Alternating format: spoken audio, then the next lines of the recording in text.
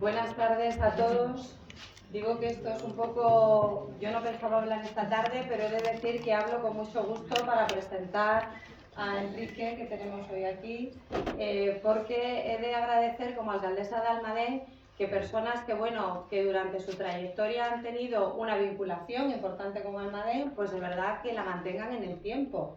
Y que aunque ya no estés aquí, pues demuestres ese cariño a nuestro pueblo, este grandísimo conocimiento de nuestra mina, que sigas escribiendo libros relacionados con lo que es Almadén. Entonces yo simplemente tengo que decirte que te agradezco enormemente que vengas aquí a presentarnos tu nuevo libro, que para mí es un placer, que hay muchas personas de mi familia, como mi tía Mari Carmen, mi tío Loren, que además sé que te aprecian y mucho y sé que además con motivo. Entonces, bueno, simplemente decir que muchas gracias por llevarnos en el corazón, por no olvidarte de nosotros. Y claro, también dar las gracias a sus acompañantes que nos van a presentar su libro, por venir, bueno, pues también desde tan lejos, haber venido a conocer nuestro pueblo. Yo hablaba con ellas hace un momentito y me decían que les había gustado mucho. Claro que me van a decir a mí, yo soy la alcaldesa, pero que les he callado. Entonces, que les ha gustado mucho y para nosotros es muy importante porque de verdad que nos gusta que venga la gente, nos gusta tratar bien a los visitantes en la medida que podemos. Y siempre pedimos lo mismo, pues que habléis de nosotros y que vendáis a Almadén y que todas estas cosas contribuyan a que venga más gente a visitarnos. Entonces os doy las gracias de corazón. Entonces, bueno, yo no me voy a extender, simplemente agradecer y agradecer a todos los presentes, pero de verdad, muy especialmente Enrique, de corazón, porque ya te digo que he tenido conversaciones sobre ti con familia muy cercana que te aprecian y te quieren. Y yo creo que el pueblo de Almadén pues denota que también te aprecia y te quiere. Muchísimas gracias, Enrique. Muchas gracias.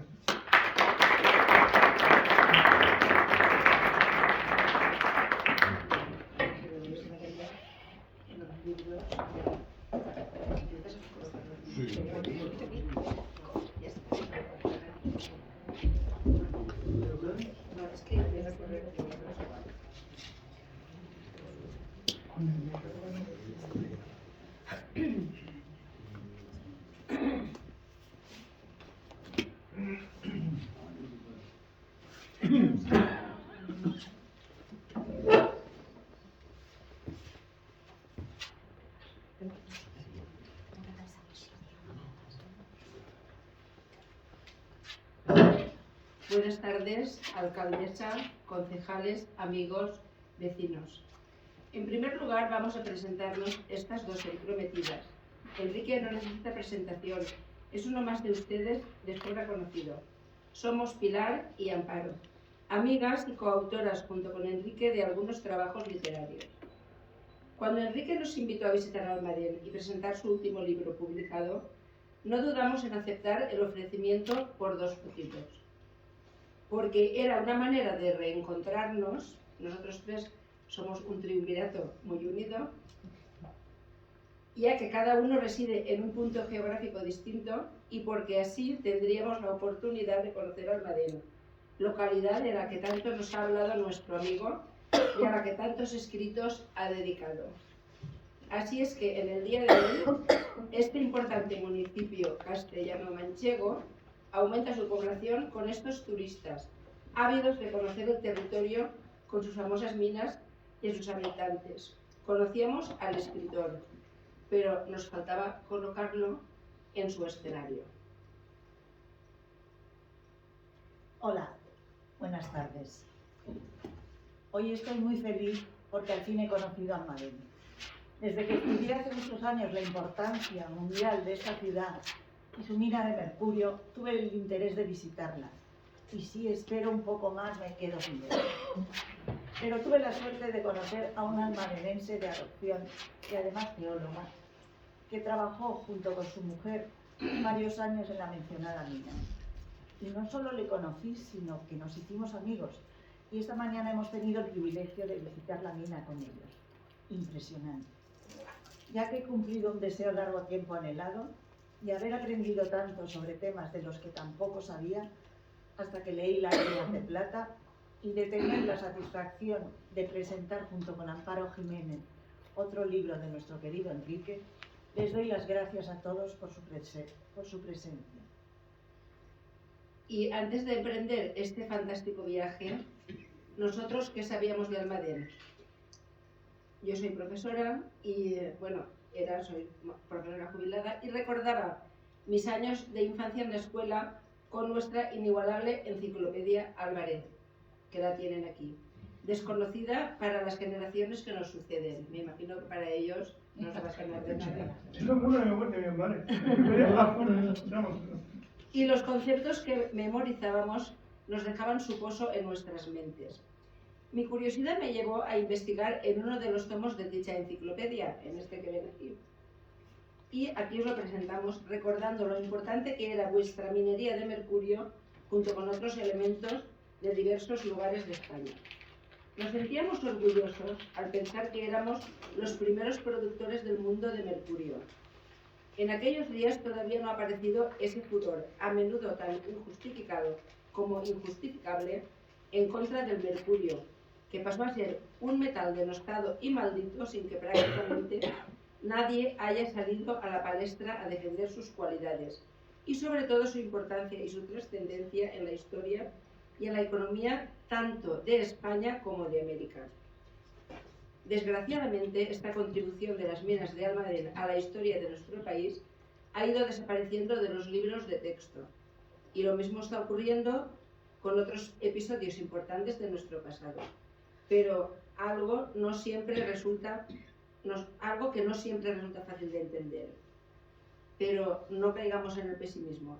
Enrique se ha propuesto, a través de sus libros, y del mismo modo que han hecho otros autores, enmendar el injusto tratamiento que se le está dando al mercurio y volver a situar ese metal en el lugar que le corresponde.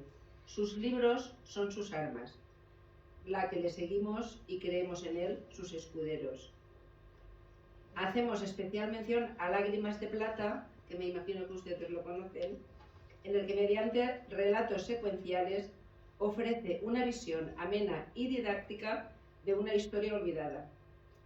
Y otro también a destacar, siguiendo esta temática, No es oro todo lo que reluce, en el que en forma de novela presenta una visión del verdadero comportamiento del mercurio en la naturaleza, alejada de los mitos y leyendas que se propagan sobre sus impactos en la salud y el medio ambiente.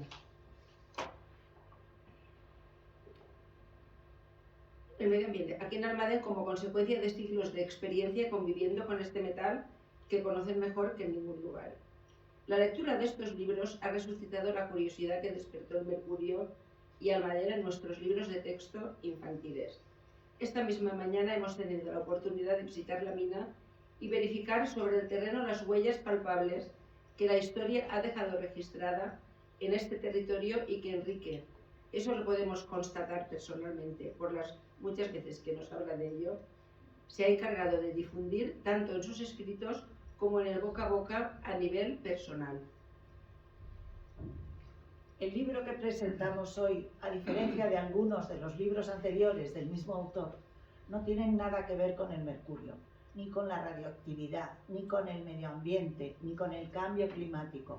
Se trata simplemente de relatos breves basados en recuerdos y experiencias de un geólogo cuya visión del mundo como escritor y como profesional ha estado fuertemente tamizada e influenciada con una huella indeleble por los 14 años que vivió en esta tierra. Sin ánimo de hacer spoiling, esa palabra que se ha puesto tan de moda, revelando el porqué de ese título tan gramaticalmente incorrecto, vamos a describir brevemente el libro que presentamos hoy. Una serie de narraciones agrupadas sin orden ni concierto y, como dice su subtítulo, están tomadas de aquí y de allá. Y señalar este aspecto de Enrique. Cuando le preguntan ¿de dónde eres?, su respuesta es siempre la misma. Lleva 3 sitios en el corazón. Alberic, lugar en donde nació. Asturias, donde estudió y formó una nueva familia. Y Almadén, la localidad donde sus hijos se criaron, convivió con amigos y desarrolló su actividad profesional durante 14 años. Vamos a contar un poco de la vida personal de Enrique, que seguro le servirá para conocer aspectos que de él desconocían. Los relatos que narra en el libro que vamos a presentar luego no son fruto del azar o de la casualidad. Corresponden a sucesos de su vida y los hemos insertado en la etapa en que transcurrieron. Y como él suele decir, vamos al tajo. Y también quiero añadir que muchas de las historias, como somos del mismo pueblo, de la misma edad, de las familias, amigas, bueno, del mismo círculo, muchas de las historias al leerlas, explicaba Enrique, que eran de gente conocida de nuestro entorno, y es verdad, cuando las lees, si conoces a la gente vas identificando, entonces eso a mí personalmente me ha resultado muy entrañable. Bueno, vamos a empezar con las... Espera. Aquí vamos a ver un poquito de lo que es la vida de Enrique anterior a cuando él vino a Almadén.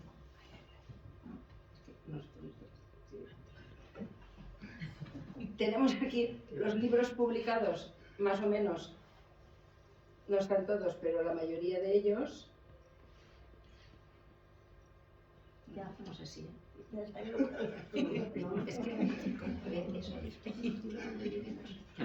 eso Bueno, el libro este es continuación de otro que tienen aquí, historias de aquí y de allá.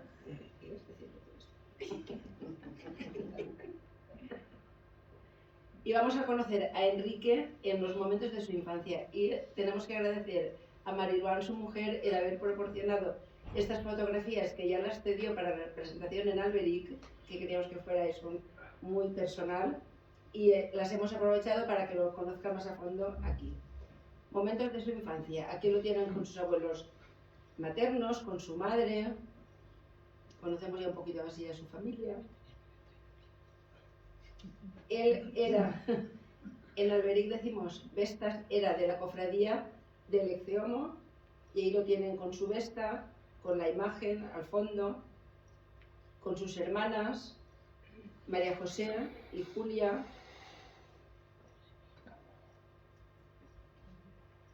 Y llegamos, hemos clasificado sus escritos, y vamos a hablar de alguno de ellos, por etapas. Entonces, de esta etapa, Pilar, resaltamos.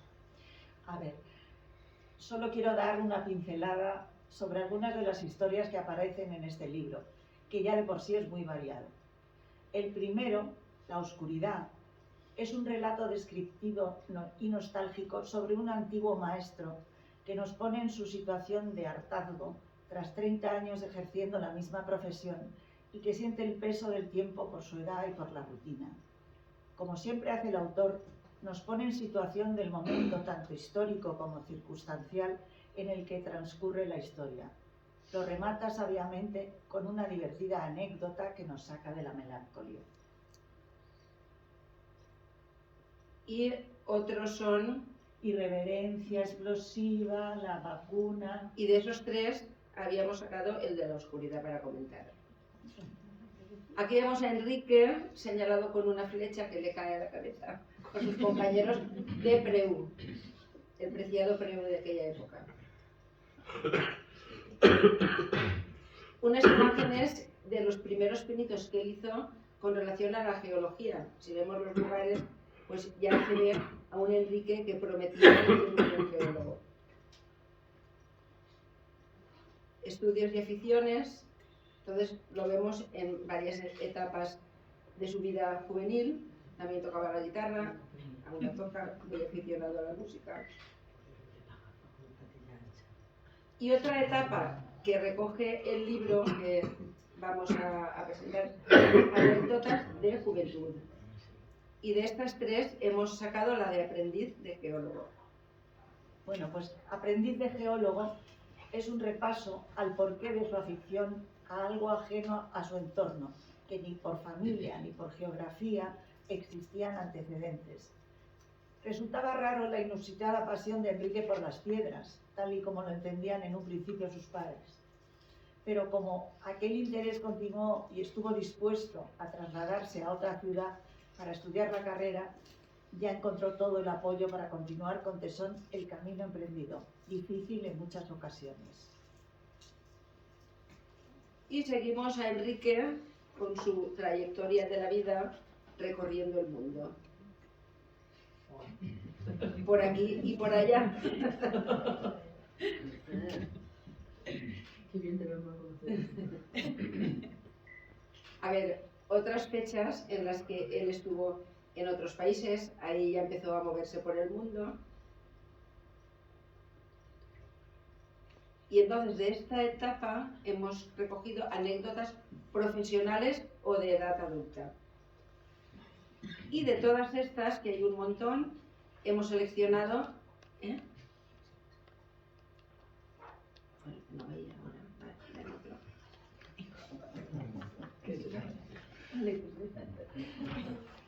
No, no iba a ir. Bueno, es que, a ver, yo he puesto en otra diapositiva una que me dicen ellos, pero diga tú ahora.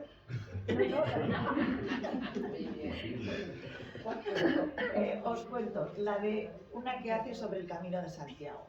Se llama Reflexiones jacobeas de un escéptico nostálgico y sentimental. Es uno de esos títulos que, aunque lo dice todo, incita más a la completa lectura del contenido.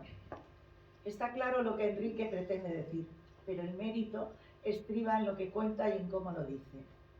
Es una enseñanza en sí misma de la historia sobre el Camino de Santiago, los motivos de su inicio, la temporalidad de esta tradición, la belleza que han construido a su paso y sobre todo el cariz religioso. Pero nuestro querido autor no puede dejar de poner su nota sarcástica sobre los inconvenientes y las ventajas de convertir algo medio abandonado, salvaje, inseguro y beatífico en otra cosa. Todo muy bonito, restaurado, impecable, con mucha oferta turística, fácil y accesible para todos, aunque saturado. Y ahora volvemos atrás. Y tienes oro y ébano, que yo la tenía en primer lugar. Ahora quiero comentar una de las historias que más me ha impresionado especialmente. Se trata de Oro, ébano y cocos. Resulta ser un relato histórico del que aprendemos mucho y también nos da motivos de reflexión.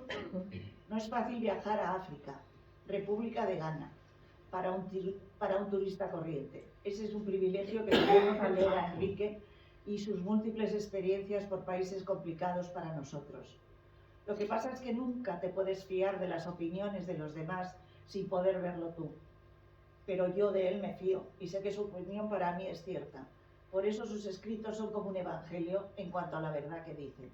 En este relato llega más lejos. Te proporciona mucha información para que tú mismo seas capaz de reflexionar y sacar tus propias conclusiones. Y llegamos de la misma etapa a memoria histórica. Es un relato que da también mucho que pensar, sobre todo actualmente. Cuando hay algo en tu vida que te duele, que te hace daño, lo mejor para poder superarlo es apartarlo e intentar olvidarlo. Está claro que la guerra civil no es un recuerdo agradable para ninguno, de un frente o de otro. Y la suerte que tenemos nosotros es no haberla vivido. Y por lo tanto, nos resulta más fácil pasar página, si queremos superar antiguos enfrentamientos. Y ya que estamos en Almadén, hemos dejado para la parte final, pues, el dedicarles su época de vida aquí con ustedes. Entonces, Almadén, su gran recuerdo.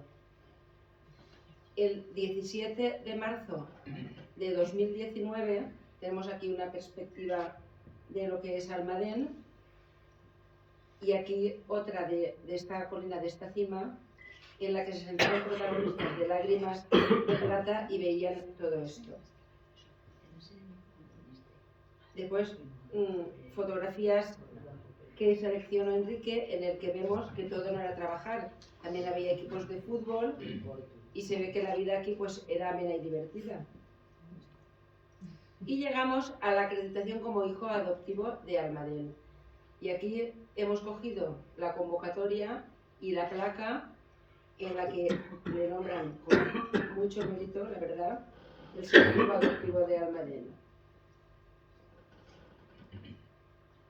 El 22 de marzo de 2023. Y aquí tenemos fotografías de Enrique en Almadén.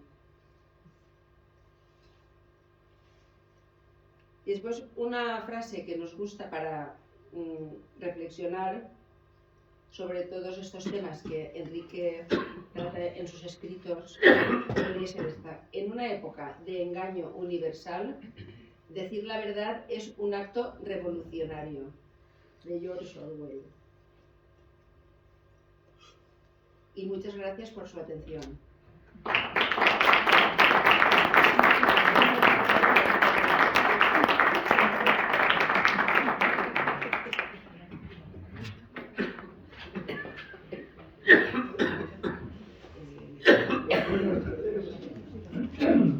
Buenas tardes.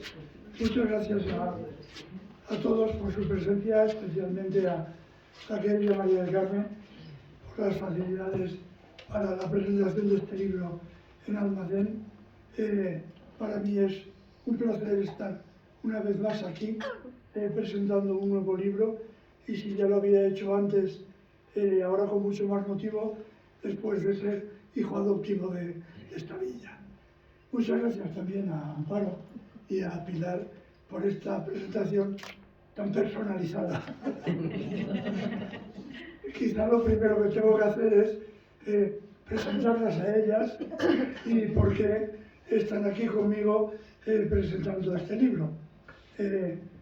Amparo, la de verde, puedo decir que la conozco de toda la vida. Nacimos el mismo año, el mismo mes, en el mismo pueblo, un año que es de una buena cosecha, en el 1952, y además incluso somos primos porque nuestras abuelas eran primas hermanas. Lo que ocurre es que como desde pequeño yo viví fuera de Alberique, he estado muchos años completamente alejado de la vida cultural de mi pueblo. Al marcharme de Almadén y volver a Valencia, ha sido Amparo la que me volvió a introducir en la vida local y participar en las actividades culturales de allí. Precisamente como consecuencia de una de estas actividades, hay un personaje muy ilustre de Alberique, don Rafael Comenge, al que el ayuntamiento le dedicó en una serie de actos preparados para celebrar cada año la vida de uno de sus personajes. El año 21 estaba previsto como el año 20 estaba previsto ser como el año Comenge. Se empezaron una serie de actividades y a mí Amparo me involucró en una de ellas y empezamos a hacer un artículo pequeño que se convirtió en un artículo muy largo, que más adelante se convirtió en un medio libro, y al final nos llegó a contactar con Pilar. Ya llegó la pandemia, el año Comenge se suspendió y empezamos a hacer un libro sobre la vida de don Rafael Comenge. Ese fue el motivo por el cual Pilar, la de azul, que es nieta de este gran personaje, llegamos a contactar y preparamos ese libro por internet porque estábamos confinados. Luego se presentó el libro y hemos continuado realizando actividades con este triunvirato. Triunvirato que hay un refrán en Valencia que dice que dos mujeres y un pato, mercado. Como pueden entender, es muy fácil saber quién es aquí el pato.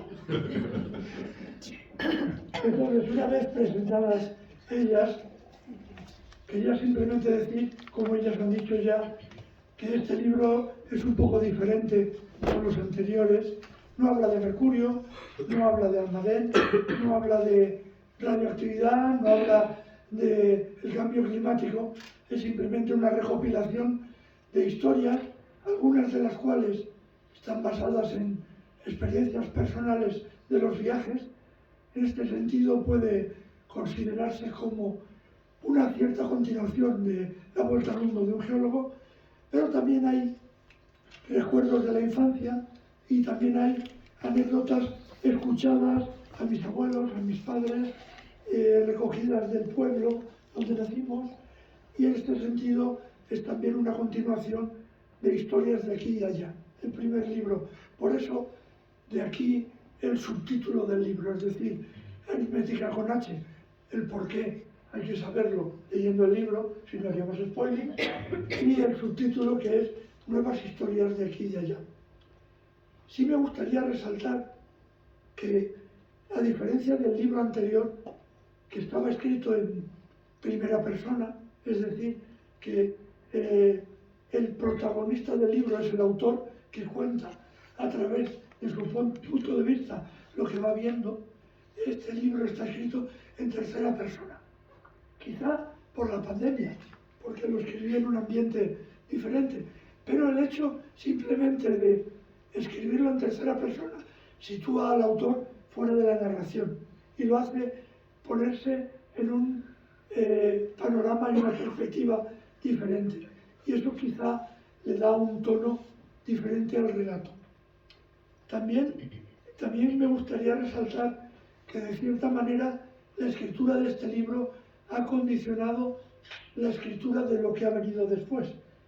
Al estar escrito en la pandemia era imposible hacer presentaciones. Por eso este libro lleva tanto tiempo, lleva más de un año escrito y ha tardado tanto tiempo en venir aquí, en presentarse con retraso. Entonces la editorial me dijo, no se puede hacer presentaciones, no se puede hacer la publicidad del libro, tienes que hacer algo porque no te pones un poco más las pilas en las redes sociales. Yo he sido siempre ajeno, bastante contrario a las redes sociales, pero por este imperativo del guión tuve que ponerme. Y a los pocos días de estar en Facebook, contactó conmigo la editora de una revista que se llama Entrevistas, a algunos de ustedes les sonará, para pedirme que escribiese algunas cosas y de paso hacer la promoción del libro. Eso ha cambiado completamente mi trayectoria como escritor, porque ahí fue cuando empecé a escribir artículos de divulgación científica sobre el mercurio, sobre el cambio climático, sobre contaminación y otros artículos.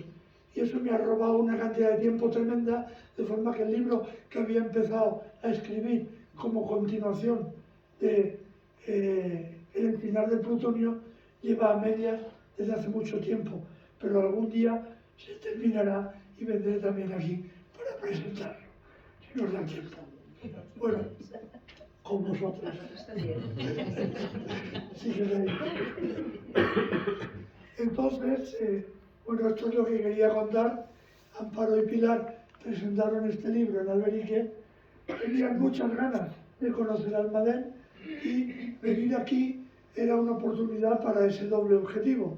Presentar el libro aquí también, de una forma tan personalísima como lo han hecho ellas, y también la oportunidad para que pudiesen conocer Almadén. Entonces, nada más.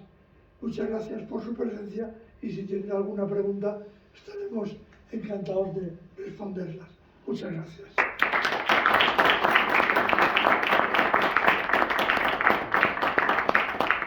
No podemos encender la luz. Ahora a la mejor. Déjalo, Enrique. Míralo.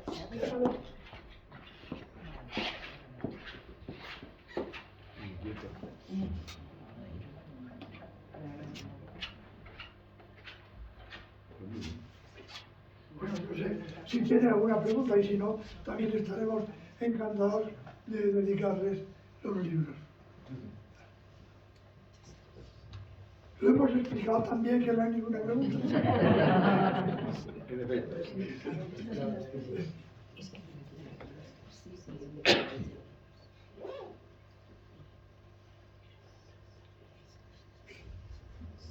Las presentadoras están revisando el guión. Bueno, pues nada, Mari Carmen. Reflexiones geniales. Lo dejamos así. Ah, sí. No, era para que, siguiendo lo de lo que ha dicho Amparo acerca del mercurio, ampliaras un poco más todo este tema del mercurio, todo este tema de la estupidez que nos invade a nivel mundial, etcétera, etcétera. A ver si puedes ampliar un poco. Lo del mercurio, la gente que hay aquí sabe más que yo. Lo único que puedo decir es después de haber vivido 14 años en Almadén, las estupideces que se encuentra uno cuando viaja por el mundo como geólogo. Es decir, por cuestiones profesionales me ha correspondido conocer unos 50 países. En muchos de ellos he podido conocer directamente los ministerios de medio ambiente.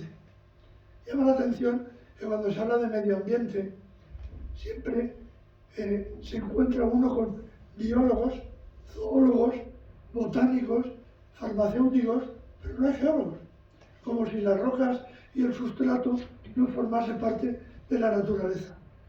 Eso hace que se tenga un conocimiento un desconocimiento casi total de los procesos que llevan a que el mercurio esté presente en el suelo, en las plantas y en los organismos vivos, y que se interprete completamente equivocada, de forma equivocada, la presencia del mercurio y que se cometan errores absolutos. Cada vez que he tenido la oportunidad de dar una conferencia o hablar con profesionales del tema de medio ambiente, he insistido mucho que vengan aquí y que aprendan cómo se comporta el mercurio en la naturaleza, porque no hay ningún sitio mejor que Almadén, que es un auténtico laboratorio natural para conocer ese comportamiento. Ustedes saben también como yo que aquí esta zona lleva millones de años erosionando rocas que contienen mercurio y nunca ha habido casos de contaminación, ni ha habido casos de generación de mercurio orgánico que haya contaminado flora y fauna. Hoy la mina está inundada, es normal, se ha parado el bombeo, se va inundando poco a poco, pero las aguas se analizan periódicamente, son potables. La mina del Entredicho está inundada, abastece una vaquería, se analiza la leche de esas vacas cotidianamente, nunca dan trazas de mercurio. Entonces, ¿cómo es posible que 4 gotas de mercurio que caigan en el Amazonas estén contaminando a las poblaciones ribereñas? Pero ahora tengo que volver a otro tabú. Pasa lo mismo con el cambio climático. Hay tal negocio montado, son tales los miles de millones que se están moviendo en relación con todas las industrias, todas las empresas, todos los consultores que están viviendo alrededor de eso, que cuando les digo vayan al Almadén y miren, nadie acepta la invitación. Pero esa es la triste realidad. Lo único que hace falta es seguir insistiendo poco a poco.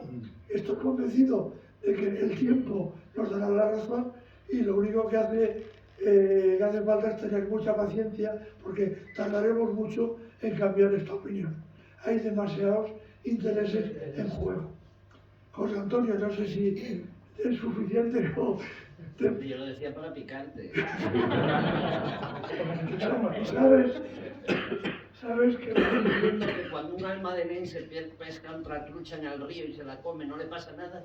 truchas aquí no hay, pero cangrejos de río mucho, y cangrejos de río, creo que muchos de los que hay aquí los hemos comido sin el más mínimo incidente. Y además, sabes bien que para este tema no hace falta picar, es un público fácil. Nosotros manejamos guarrillo, por ejemplo, también son buenos. Sí, una pregunta, Enrique. ¿Qué opinas de que cuando se rompa un termómetro, que salió en prensa, se rompió un termómetro y llamaron a los bomberos y se pusieron capucha y todo para intervenirlo? Aún estaba yo aquí en Almadén, fue el año 94, como este yacimiento es tan famoso, recibíamos visitas de geólogos y estudiantes estudiosos de la minería de todo el mundo. Y llegó un señor de California que visitó la mina, le llevamos como siempre al almacén de mercurio y vio las balsas que en aquella época estaban aún llenas. Y cuando vio las balsas puso los ojos como platos y nos contó que vivía en una urbanización en California y que a un vecino se le rompió un termómetro. Prácticamente llegó a una unidad medioambiental. Si conocéis la película E.T., cuando localizan a E.T. y la casa la envuelven en plástico, bueno, pues por un termómetro lo que hicieron con E.T. se quedó corto. Entonces hay un pánico y se siembra tal miedo completamente injustificado, pero el miedo está ya instalado en la conciencia social y eso es lo que cuesta de eliminar. Yo con mucha gente se lo digo, cuando te hablo nota de sardina, aparte del mercurio, mojar aceite, yo tengo una sardina y no pasa nada. Sí, una pregunta. ¿Tú crees con tu experiencia que si la mina de Almadén estuviera en Estados Unidos o estuviera en Alemania, estaría cerrada ahora? Estoy convencido de que no. Estoy convencido de que no. Porque si hubiese estado en Estados Unidos o en Japón o en países con una tecnología y una capacidad económica más desarrollada, desde principios de siglo se hubiese formado algo así como un instituto de tecnología del mercurio para buscar aplicaciones y entonces por los mismos intereses económicos que ahora el mercurio está denigrado, estaría reconocido. Entonces hay que esperar a que un metal, bueno, eso es el último capítulo de Las Rimas de Plata, ciencia ficción, cuando se descubra una nueva aplicación para un metal con particularidades tan extraordinarias, es el día que cambiarán las tornas. Pero respondiendo a la pregunta, seguro que no. Pero lo que aquí ha fallado es haber sido capaces no solo de vender la materia prima, que se vendió siempre mercurio y como mucho, en las últimas etapas, óxido rojo para baterías. Pero nunca tuvimos la tecnología para fabricar las baterías, que es lo que se hubiese podido hacer si hubiese habido un instituto de desarrollo tecnológico. Y ya sé que al final, aunque el libro se llame Aritmética con H, íbamos a terminar hablando de mercurio.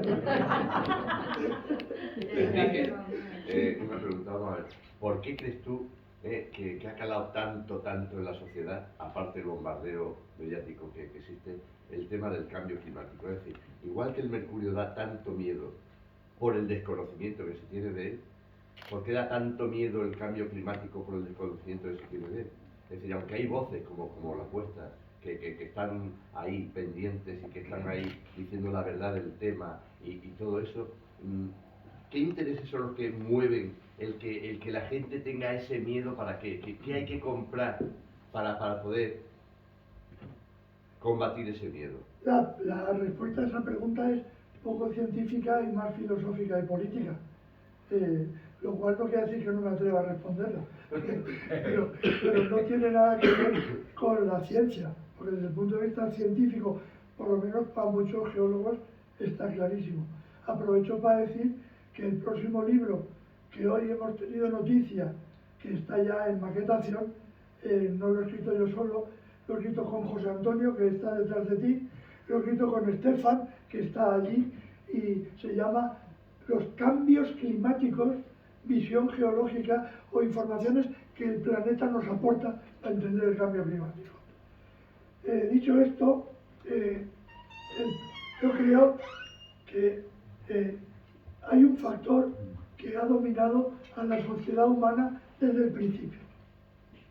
Al decir desde el principio digo desde el Paleolítico.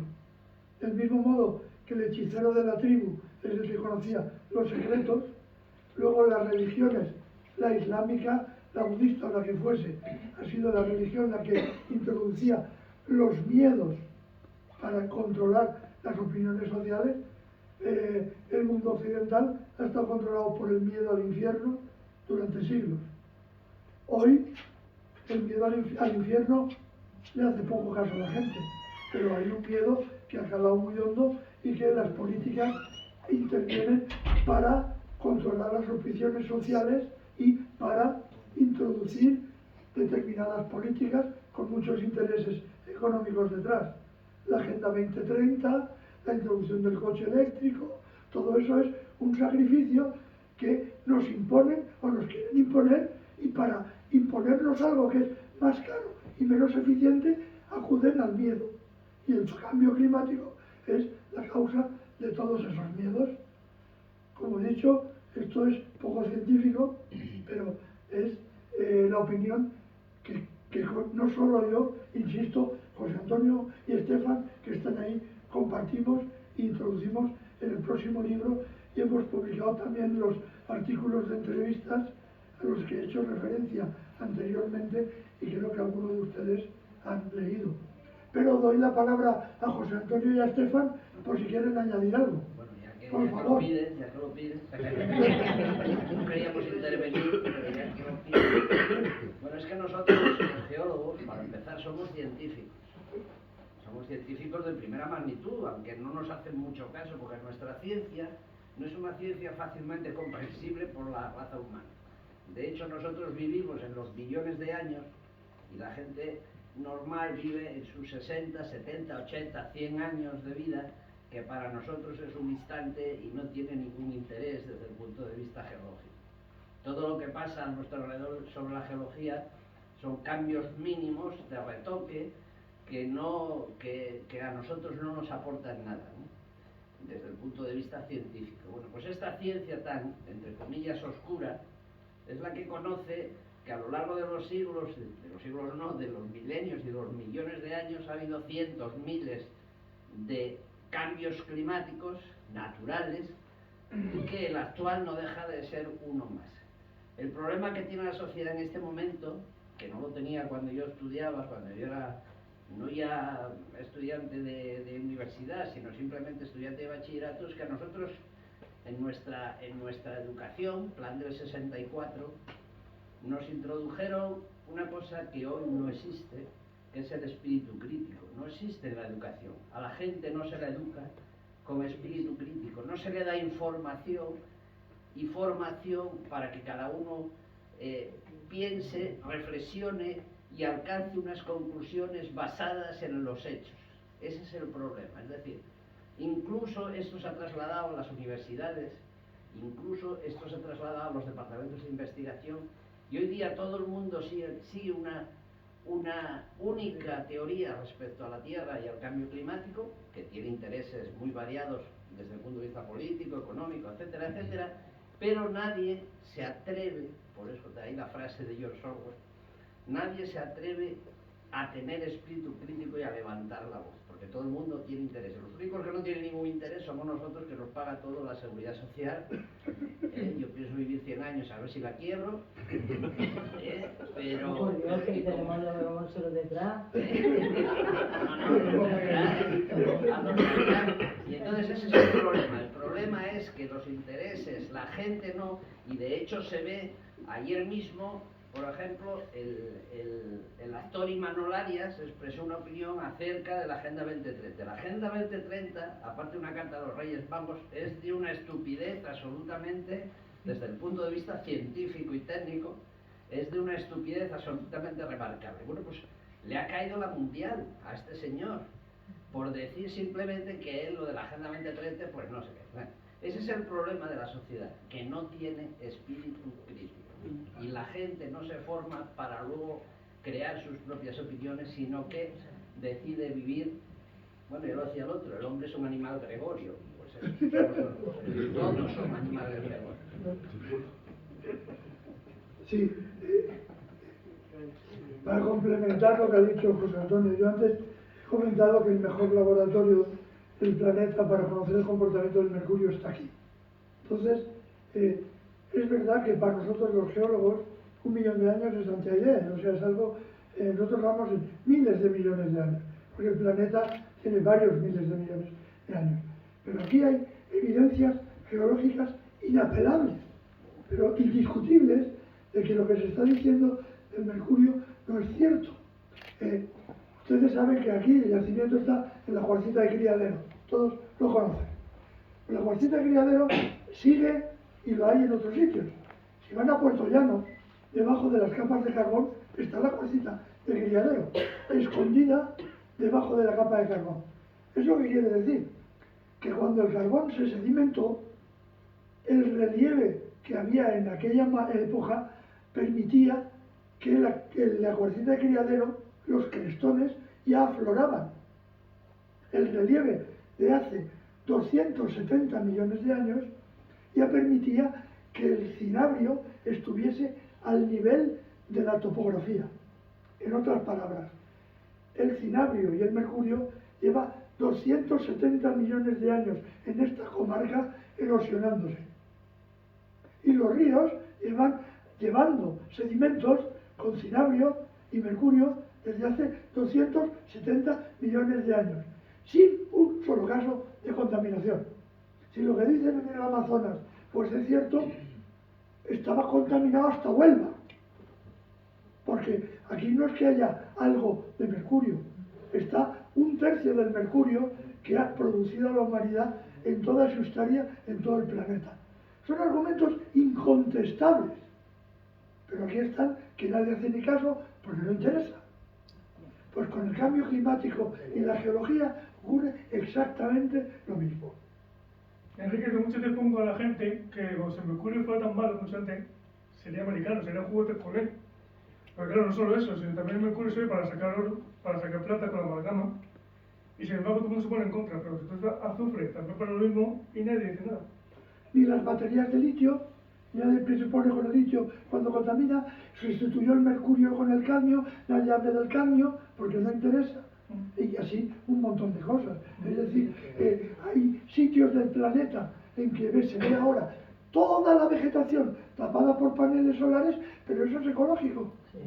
O se ven auténticos bosques de molinos eólicos, pero eso es ecológico. Y nadie tiene en cuenta que para producir esas baterías y esos molinos se necesita mucha más energía quemando combustibles fósiles que la que ellos generan. Es decir, es todo una merienda de negro. Bueno, el primer terminator cuando dice, ¿qué es el malo? Dice metal líquido. No dice mercurio. Dice, ¿qué es el malo? Dice metal líquido. Y se ve que ahí está el malo. ¿No? Es un manejo de la opinión pública. Porque además, lo que estábamos comentando José Antonio y yo, los pocos geólogos que nos hemos atrevido a escribir estos artículos, hemos sido denigrados públicamente. Colegio de Geólogos me pidió personalmente, porque creía que los artículos en aquel momento, hasta aquel momento los había escrito yo solo. Luego empecé a escribirlos con José Antonio y luego se apuntó más tarde Estefan. Pero hasta aquel momento los había escrito yo solo. Llevaba como 10 o 12 y el Colegio de Geólogos me pidió hacer una síntesis, porque lo consideraba de interés, publicarlo en la revista del colegio.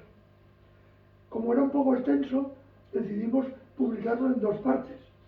La primera parte pasó los filtros del comité editorial, salió publicado, e inmediatamente salí en todos los periódicos de prensa nacional, poniéndome verde, llamándome anticientífico, fascista y no sé qué más. Ignorante. Sí. El colegio retiró la publicación de la segunda parte. Nunca fue publicada. Censura. Y hubo un debate interno en el colegio, bueno, detalles no cuento, pero al final la segunda parte salió publicada en la revista Entrevistas, batiendo récords de descargas. Hoy lleva más de 9.000 descargas en todo el mundo. Pero la primera parte publicada en el colegio está batiendo récords de descarga de la revista. O sea, es el artículo más leído de la revista desde que se fundó. Lleva 90.000 descargas. Lo cual quiere decir que no sería muy estúpido lo que se decía. Pero sin embargo, la síntesis de estos artículos, además de publicarlos en entrevistas, los estamos enviando a todos los periódicos de tirada nacional. No sale ni uno. No los aceptan para publicación. Pero cualquier estupidez, y al decir estupidez lo digo con H como aritmética, cualquier estupidez sale en todos. Estefan. También quiero decir una cosita con respecto a... Habla un poco más alto. Al por qué. Porque no nos quejamos últimamente de la subida de los precios. ¿Y por qué? Porque se inventó el impuesto sobre el CO2. Está subiendo todo, el carburante y todo. Las industrias necesitan comprar seguras sobre el CO2, etcétera, etcétera. Y como vamos a presentarlo en el libro y en los artículos, el CO2 no tiene ninguna responsabilidad del cambio climático. Es pura mentira, ¿no? lo que eran las bulas en la Edad Media, ahora el CO2 es la nueva bula de nuestros políticos, nada más. Muy sencillo. Sí, así es.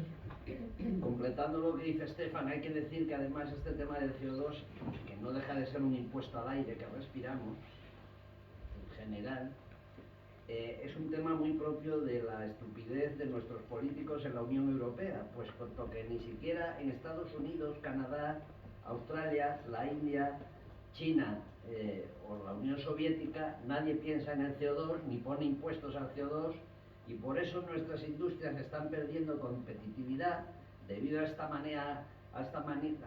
manía ecologista de ser los primeros de la clase en conseguir una sociedad cero carbonizada, mientras que el resto del mundo, la India y China, echan el 50% del CO2 que produce la humanidad, unos 30 gigatoneladas al año. Estados Unidos el 25, es decir, entre nosotros, toda la Unión Europea, los 600 millones de personas que somos la Unión Europea, producimos el 9% de todo el CO2 que se emite a la atmósfera. Y sin embargo queremos llevarlo a cero, mientras los demás siguen echando CO2 al aire como si no hubiera un mañana. Entonces, es una estupidez comunitaria, por decirlo así. Además, curiosamente, en Europa somos los que más emisiones hemos reducido y como respuesta es donde el planeta más se ha calentado. Según los datos. Según los datos que manejamos. Pero bueno, en cualquier caso lo que podemos prometer que haremos lo posible para cuando este nuevo libro salga publicado, venir aquí también a presentarlo para seguir dando más la lata sobre el tema. Te pillamos la palabra, Enrique.